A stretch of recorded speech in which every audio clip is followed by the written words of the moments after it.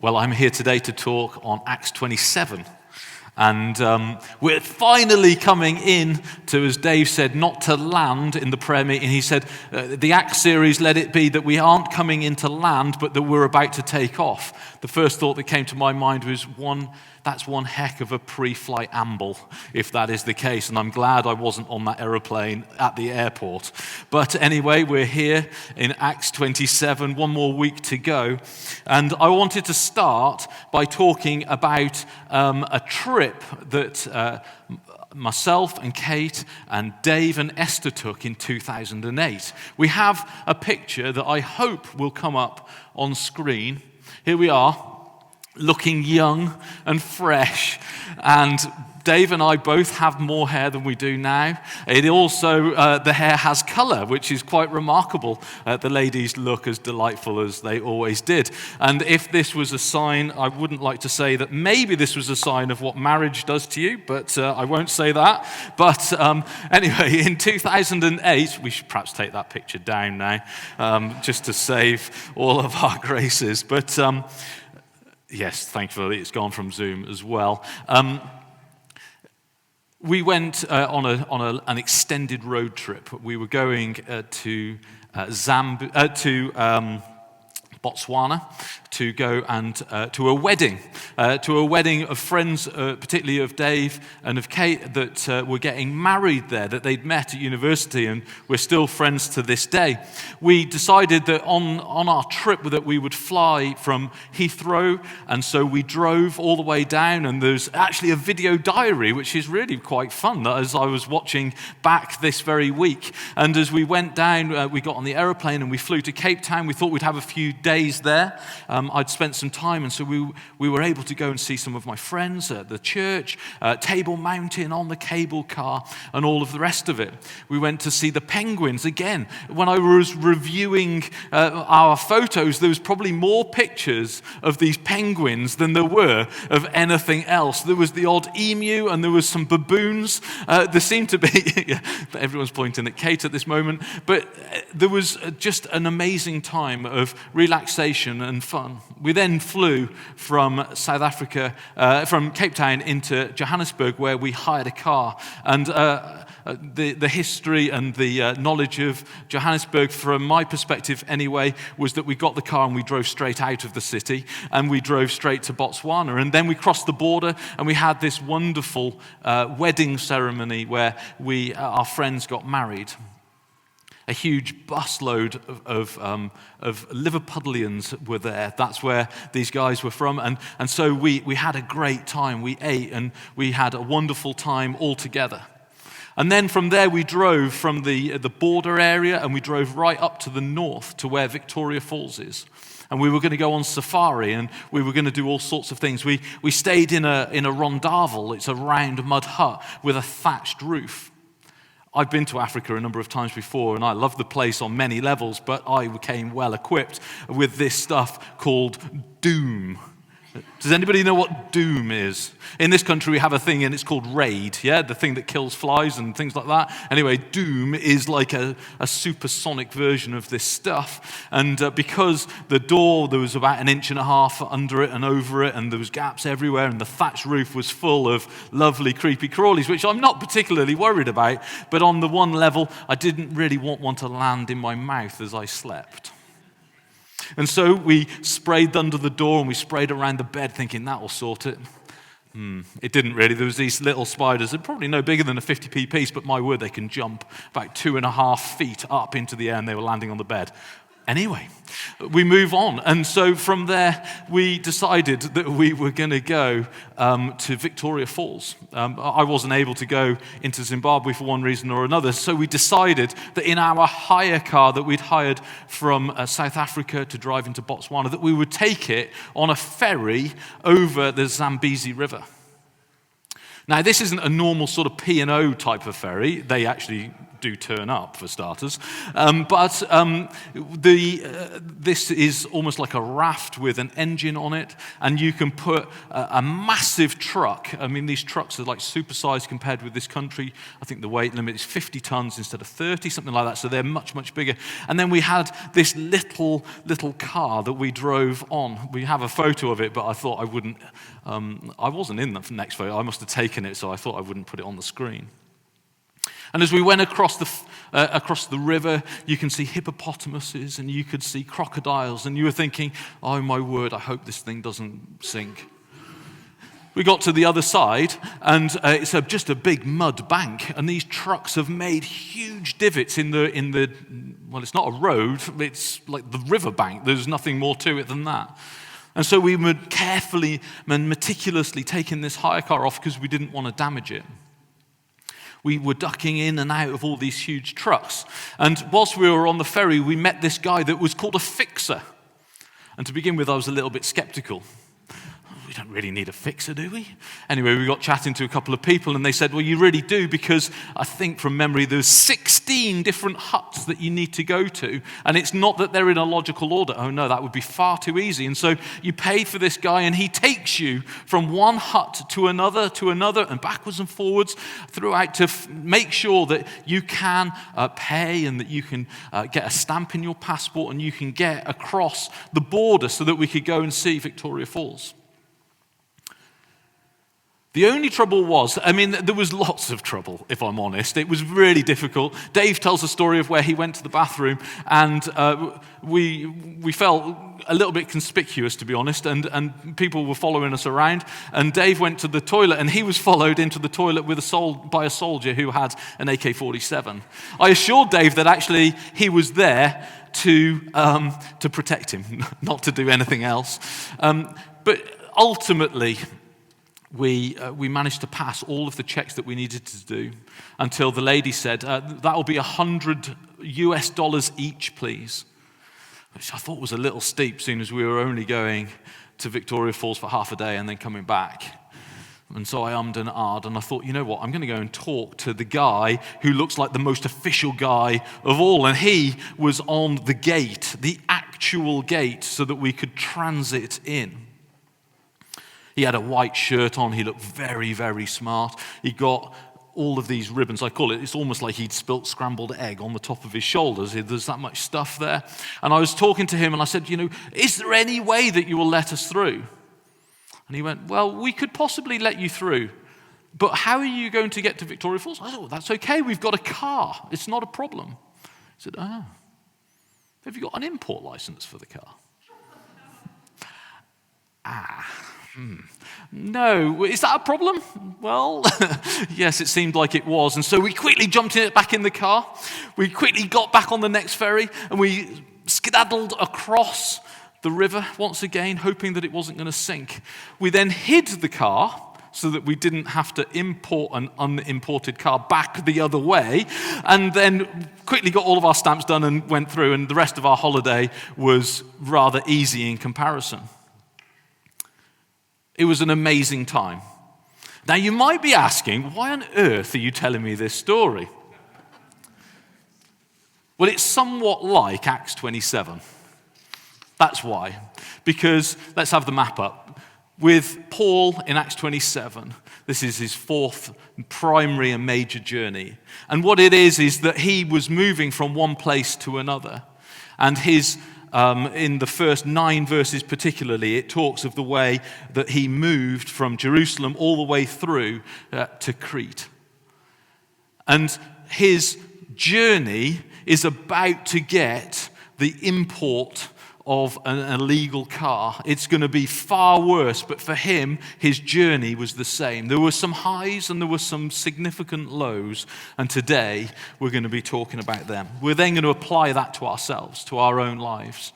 I want us to consider quite personally, well, what does that mean for me? So Paul is still a prisoner, and he's going to be taken to Rome.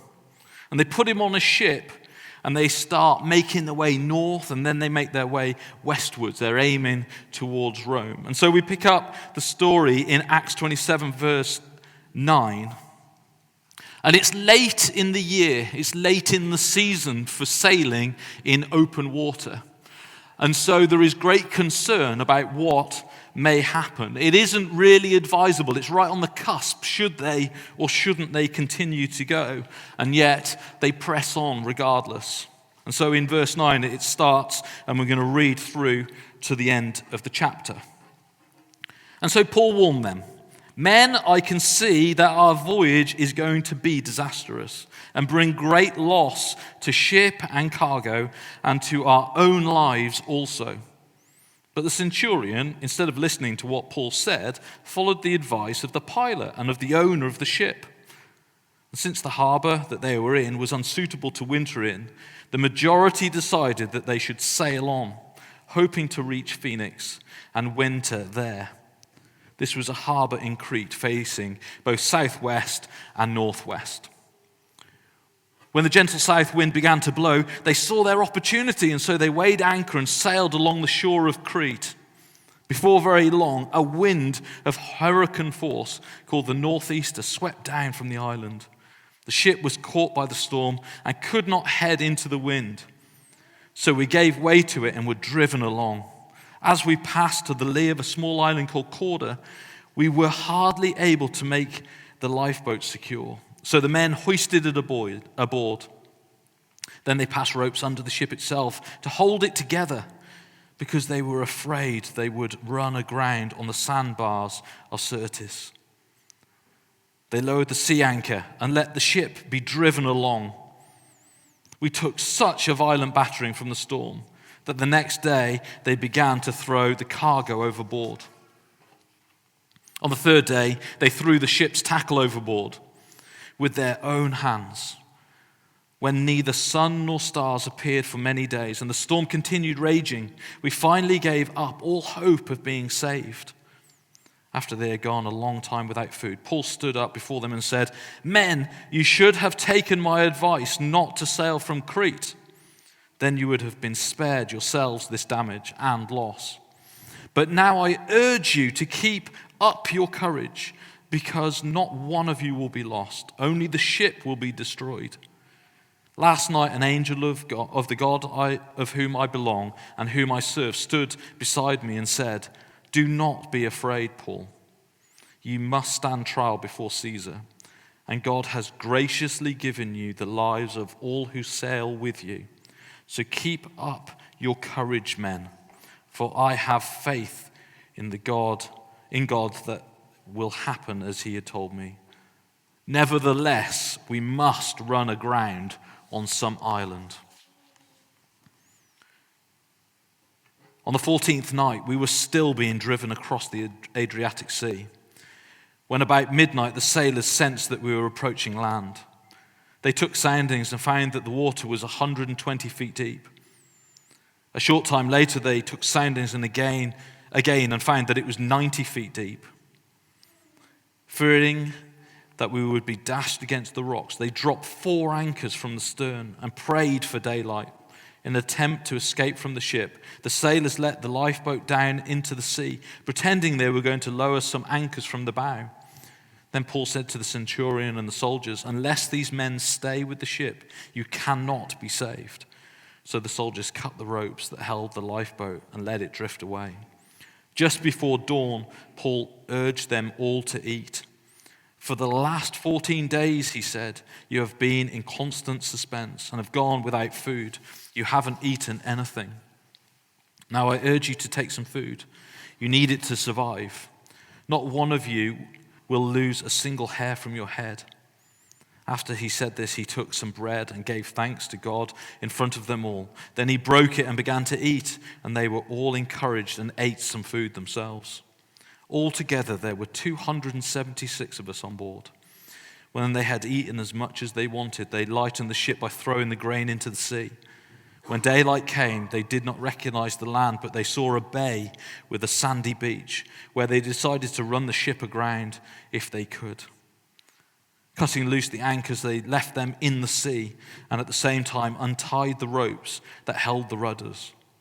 Then they hoisted the foresail to the wind and made for the beach. But the ship struck a sandbar and ran aground. The bow stuck fast and would not move, and the stern was broken to pieces by the pounding of the surf. The soldiers planned to kill the prisoners to prevent any of them from swimming away and escaping. But the centurion wanted to spare Paul's life and kept them from carrying out their plan. He ordered those who could swim to jump overboard first and get to land. The rest were to get there on planks or other pieces of the ship.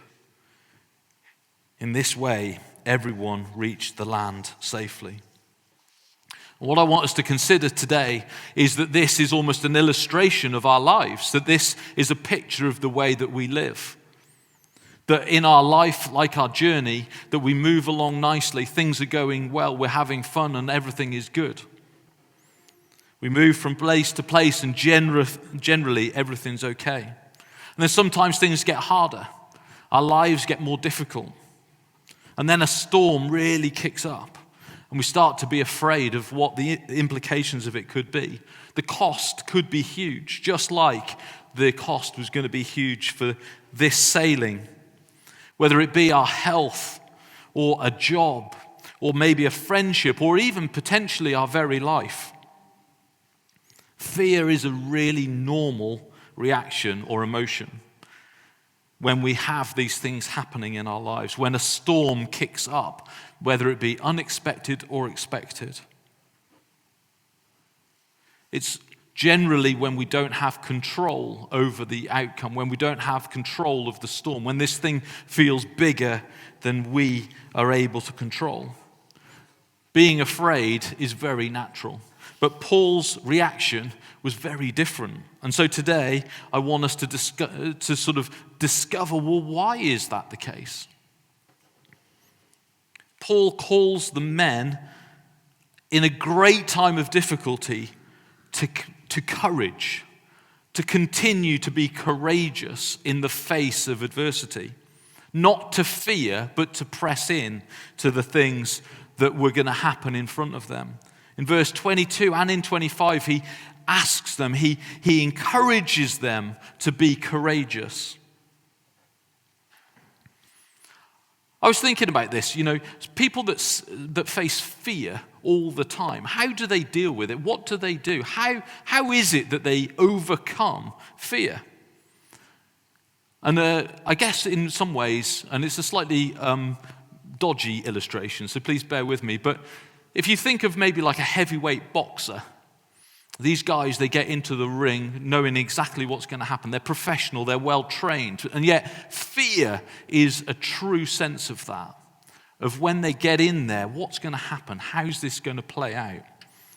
A very famous boxer from the 80s and 90s said this: fear is your best friend or your worst enemy. It's like fire. If you can control it, it can cook for you. It can heat your house. If you can't control it, it will burn everything around you and destroy you. And I think that's true, isn't it? When we look at our lives, when we look at when fear takes over, how do we react and what do we do? Nelson Mandela said this regarding courage and fear. Courage is not the absence of fear, but the triumph over it.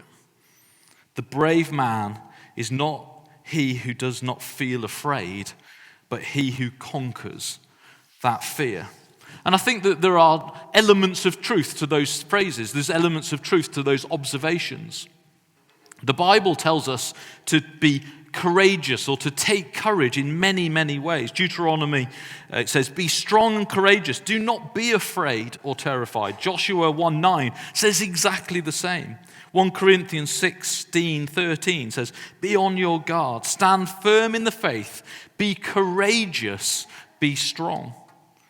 2 Samuel, Psalm 27, wait for the Lord, be strong and let your heart take courage. Wait for the Lord. And Jesus in Matthew 14:27 says, but Jesus immediately said to them, take courage, it is I, do not be afraid. And so when we consider how is it that we should be courageous, we don't necessarily listen to a heavyweight boxer and take it upon ourselves to control this thing, this fear. We don't necessarily just take exactly what Nelson Mandela says. I think that we need to consider, well, where's God in this? It's not just a human instinct, is it? It's not from within that we come to the outcome of this. No, it's not at all. It's fascinating, I think, because when we think back to the disciples had a similar escapade, didn't they? A similar time in a boat where they had got on a boat and they were going from one place to another, and Jesus had fallen asleep. And the boat was beginning to get swamped. And they were so afraid, and they woke their master, they woke Jesus. And ultimately, Jesus commanded it to be calm, and it was. And at that point, they were fearful again. It says in Luke 8 that they were in fear because this man was able to control the storm.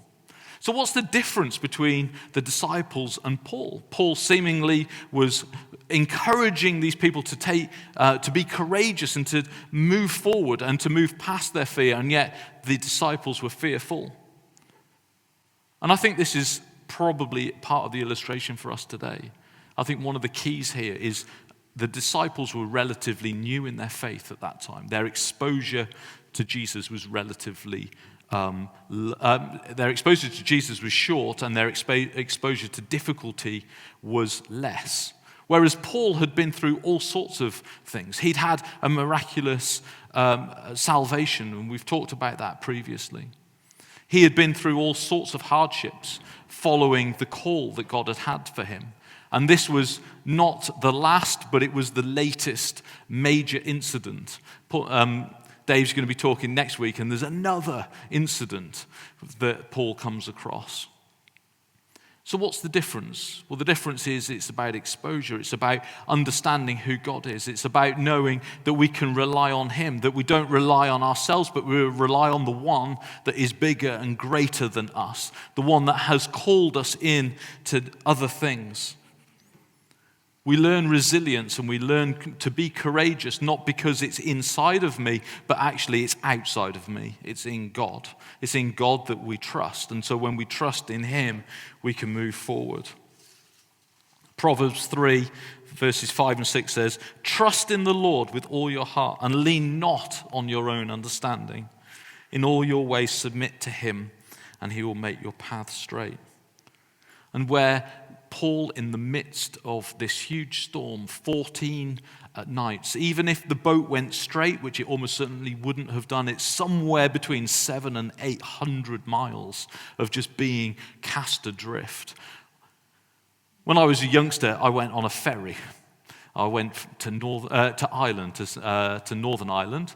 That was the plan, anyway. And this ship ride was only 6 hours.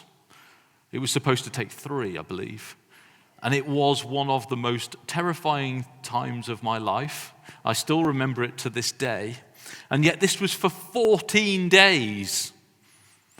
And yet Paul was still in a position where he was able to interact with God, where he was mature enough to be able to rely on him. And the angel came and spoke to him.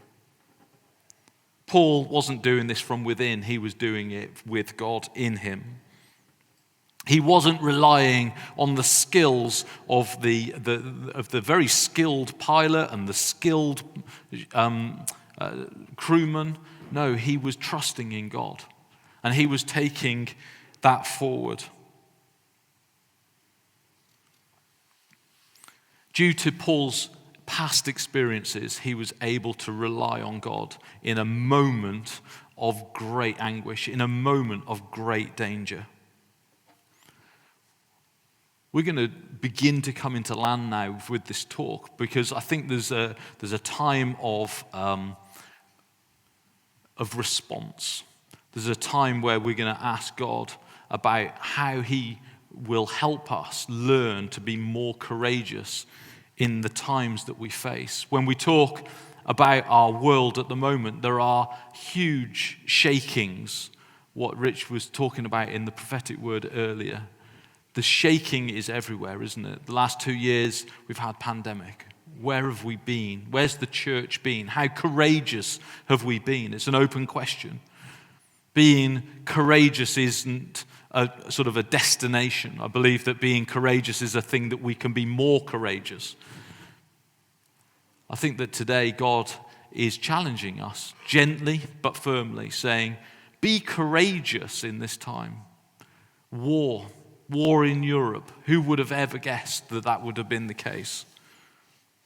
When we consider the inflation that is happening around us and is likely to escalate further, how are we going to respond as Christians? How are we going to be courageous? How are we going to lead people? How are we going to challenge the status quo? We need to be people of peace and of love and of trust, but we also need to be people that are courageous. So we're going to sing a song. Can I get the band to come forward, please?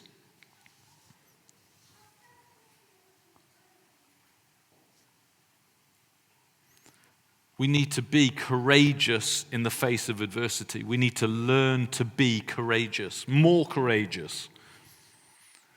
We need to press forward into the things that God has for us and not be afraid. We're going to sing a song, How Great Thou Art. It's an amazing hymn written in 1885 in Sweden. And the guy that wrote it said this of it: it was at that time of year when everything seemed to be in its richest coloring. The birds were singing in the trees and everywhere. It was very warm. And then a thunderstorm appeared on the horizon, and soon there was thunder and lightning. We had to hurry to shelter, but the storm was soon over, and the clear sky appeared. When I came home, I opened my window toward the sea. There evidently had been a funeral, and the bells were playing the tune, When Eternity's Clock Calls My Saved Soul to its Sabbath rest. That evening, I wrote the song, O Great God. And so I want us to consider, as we sing this song, our lives. Because our lives are going along and they are good and they're okay. And then from time to time, a storm will arise, but it's only for a moment. Because if we're saved, we have a hope that is within us that is bigger than any problem that is here. We have a hope and a trust in our God that will see us through. And when we consider all of these things, as Christians, we should be courageous. We should be standing up and being counted. And that is what we're going to respond to after we've sung this song. If you feel that maybe you're in that position of needing more courage, more trust in Him, not that you find it from within, because we find it in Him, then we're going to pray for you, and we're going to pray for you after this song. So if you'd all like to stand and sing this song as Helen and the band lead us.